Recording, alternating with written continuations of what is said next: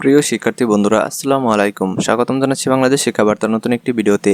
2024 সালের এইচএসসি পরীক্ষার্থীদের তোমাদের অটো পাস হবে নাকি পরীক্ষা হবে, যেহেতু তোমরা ইতিমধ্যে আন্দোলন শুরু করে দিয়েছো, মানববন্ধন শুরু করে দিয়েছো, তারপর তোমাদের পরীক্ষা যদি হয়তো পরীক্ষার রুটিনটা কবে প্রকাশ করা হবে, পাশাপাশি তোমাদের প্রশ্নপত্রগুলো কেমন হবে এবং পরীক্ষার হলে তোমাদের কেমন গার্ড দিতে পারে, আজকে সেই বিষয়গুলো নিয়ে পূর্ণাঙ্গ আলোচনা করব।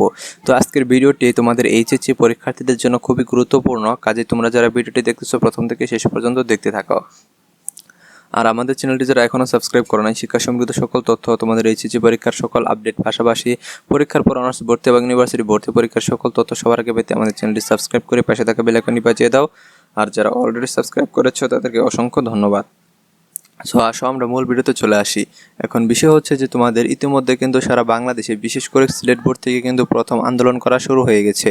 অর্থাৎ তোমরা যে মানববন্ধন এবং আন্দোলন কর্মসূচি ঘোষণা করেছো এবং পালন করতেছো অটো পাসের উদ্দেশ্যে, এটা কিন্তু দেখা গেছে যে 2023 সালের শিক্ষার্থীরা কিন্তু পরীক্ষা কিন্তু সংক্ষিপ্ত সিলেবাসে করার জন্য এবং পিছিয়ে দেওয়ার জন্য কিন্তু এই আন্দোলনটা করেছিল। এটা কিন্তু সারা বাংলাদেশে আন্দোলন হয়েছিল, কিন্তু তারা তখন দেখা গেছে কিন্তু শিক্ষা বোর্ড বা শিক্ষা মন্ত্রণালয় তাদের দাবিগুলো কিন্তু মেনে নেয়নি।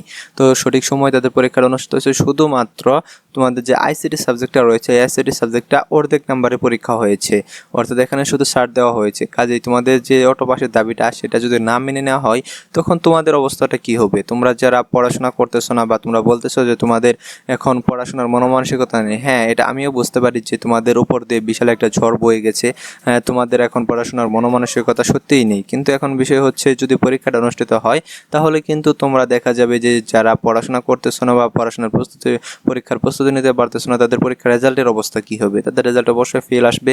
কারণ তোমরা যারা ভাবতেছো যে সকল শিক্ষার্থীরা পরীক্ষার প্রিপারেশন নিচ্ছে না বা নিতে পারছে না, তাদের মনোমানসিকতা নেই, এরকমটা না।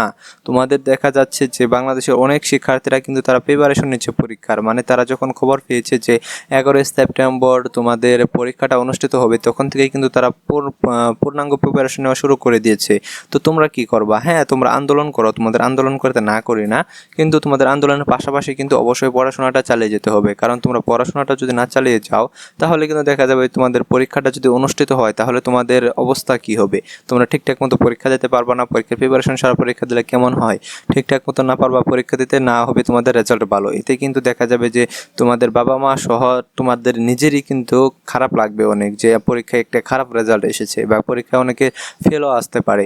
কাজেই তোমরা যারা এইচএসসি পরীক্ষার্থীরা রয়েছ, অর্থাৎ আমার চ্যানেলের যারা স্টুডেন্ট রয়েছে, তাদের সকলকে আমি বলতেছি যে তোমরা সকলেই এখন থেকেই প্রস্তুতি নাও, পূর্ণাঙ্গ প্রস্তুতি নাও এইচএসসি পরীক্ষা দেওয়ার জন্য।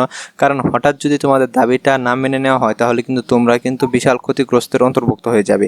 তো তোমরা আন্দোলন করো, এটা না করি না। তোমাদের যদি ন্যায্য দাবি হয়ে থাকে, যেহেতু তোমাদের ভিতর বারবার বলতেছি যে তোমাদের উপর দিয়ে অনেক একটা ঝড় চলে গেছে, সেহেতু এটা তোমাদের এখন সময়ের ন্যায্য দাবি। তোমাদের পরীক্ষাটা যেহেতু 2 মাসের পরীক্ষাটা তোমাদের 5-6 মাসে অনুষ্ঠিত হবে, তোমাদের তো বিশাল একটা টাইমের ব্যাপার। তোমরা আন্দোলনে তোমাদের দাবি দাওয়াগুলো তুলে ধরেছ। তো এখন বিষয় হচ্ছে যে তোমাদের পরীক্ষাটা এখন না নিলে তো তোমাদের জন্য ভালো, আর যদি নেওয়া হয় তাহলে তোমাদের জন্য বিপদ। কাজেই পরীক্ষার প্রস্তুতি নাও, এটা বারবার বলতেছি। আর যেহেতু কালকে তোমাদের সিলেট বোর্ডে কিন্তু দেখা গেছে যে বিশাল একটি আন্দোলন কর্মসূচি পালন করা হয়েছে, সেখানে শিক্ষার্থীরা মানববন্ধন করেছে এবং ঘোষণা আসছে এগুলা যে সারা বাংলাদেশে আগামী কাল থেকে, অর্থাৎ 16 তারিখ এবং 17 তারিখে সারা বাংলাদেশে কিন্তু সাধারণ শিক্ষার্থীরা অর্থাৎ এইচএসসি পরীক্ষার্থীরা কিন্তু দেখা গেছে যে আন্দোলন এবং মানববন্ধন কর্মসূচি কিন্তু তারা পালন করবে অটো পাসের দাবিতে। ইতিমধ্যে কিন্তু তোমাদের এই অটো পাসের নিউজটা কিন্তু টিভি চ্যানেলও চলে এসেছে। তো এখন শিক্ষা মন্ত্রণালয় বা শিক্ষা বোর্ডের কী প্রতিক্রিয়া সেটা কিন্তু আমাদের দেখতে হবে, সেটা দেখার জন্য আমাদের অবশ্যই ওয়েট করতে হবে। আর পাশাপাশি তোমাদের যে প্রশ্নপত্রগুলো পড়ে গেছে, সেই প্রশ্নপত্রগুলো তৈরি প্রসঙ্গে কিন্তু তারা কথা বলেছে। এখন বিষয় হচ্ছে যে তোমাদের প্রশ্নপত্র পড়ে যাওয়া, যে তোমাদের সবগুলো প্রশ্নপত্র পড়ে গেছে এমনটা না। তোমরা জানো বা তোমাদের সিনিয়রদের কাছে তোমরা ইতিমধ্যে শুনেছ যে তোমাদের প্রশ্নপত্র কিন্তু এক সেট তৈরি করা হয় না। তোমাদের হয়তো বা এক সেট প্রশ্ন পড়ে গেছে, কিন্তু অন্য সেটগুলা কিন্তু আছে। তোমাদের একটা প্রশ্ন, একটা সাবজেক্টের প্রশ্ন 4 থেকে 5 সেট কিন্তু প্রশ্ন তৈরি করা হয়। কারণ তোমরা এর আগে যখন ছোট ছিলা তখন তোমরা দেখেছো যে প্রশ্ন আউট হয়েছে।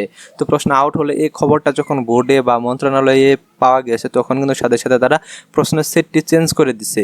তো চেঞ্জ করার তাদের সিস্টেম থাকলো কিভাবে? কারণ তারা আরও কয়েকটি সেট কিন্তু প্রশ্ন তৈরি করে রেখেছে, এই কারণে কিন্তু তারা অতি দ্রুত চেঞ্জ করতে পেরেছে। কারণ এতগুলো শিক্ষার্থীর প্রশ্ন তো নতুন করে তৈরি করা সম্ভব হয়নি। কাজে এবারেও কিন্তু দেখা গেছে যে তোমাদের কিন্তু অন্য সেটের যে প্রশ্নগুলো সেই প্রশ্নগুলো আছে। তো এখন বিষয় হচ্ছে তোমাদের যে সেটের প্রশ্নটা পড়ে গেছে, তো অন্য সেটের যে প্রশ্নগুলো সেগুলো হয়তো বা আবার নতুন করে ছাপাতে হবে, নতুন করে ছাপিয়ে তারপর তোমাদের পরীক্ষার কেন্দ্রে কেন্দ্রে পাঠিয়ে দেওয়া হবে। আর যদি সব কয়টি সেট যদি তোমাদের পাঠিয়ে দিয়ে থাকে এবং সেখান থেকে এরকমটাও করা হয় যে তোমাদের সবকটি সেটের প্রশ্ন থানায় পাঠিয়ে দেওয়া হয়েছে, তোমাদের পরীক্ষা নেওয়ার 1 ঘন্টা আগে তোমাদের নির্দেশ দেওয়া হচ্ছে যে তোমাদের যে সেটের পরীক্ষা হবে সেই সেটের নামটা উল্লেখ করে দেওয়া হয় যে এই সেটটা তোমাদের এইচএসসি পরীক্ষা অনুষ্ঠিত হবে, তখন কিন্তু ওই সেটটা নিয়ে কিন্তু পরীক্ষার কেন্দ্রে চলে যায়। এমন যদি সিস্টেম হয় তাহলে কিন্তু দেখা যায় তোমাদের সবকটি সেট পড়ে গেছে এবং তোমাদের পুরো প্রশ্নটাই কিন্তু তৈরি করতে হবে। এখন বিষয় হচ্ছে যে তোমাদের পরীক্ষাটা কেমন হতে পারে। তো যেহেতু তোমাদের আন্দোলন চলতেছে অটোপাসের উদ্দেশ্যে, তারপরে তোমাদের শিক্ষার্থীদের শিক্ষকদের মনোমানসিকতা ভালো নেই, সেহেতু তারা কিন্তু সবসময় চাবে যে তোমাদের পরীক্ষার তার গার্ড কিন্তু খুব সহজভাবে দেওয়ার জন্য, এবং পরীক্ষার যে খাতাগুলো সেগুলোও তারা কিন্তু মানবিকতার খাতিরে কিন্তু অনেক সহজভাবে দেখবে। এটা কিন্তু তোমাদের জন্য প্লাস পয়েন্ট। কাজেই তোমরা যারা এখন আমাদের চ্যানেলটি সাবস্ক্রাইব করো না, শিক্ষা সম্পর্কিত সকল আপডেট সকল তথ্য পেতে আমাদের চ্যানেলটি সাবস্ক্রাইব করে আমাদের পরিবারের সাথে যুক্ত হয়ে যাও।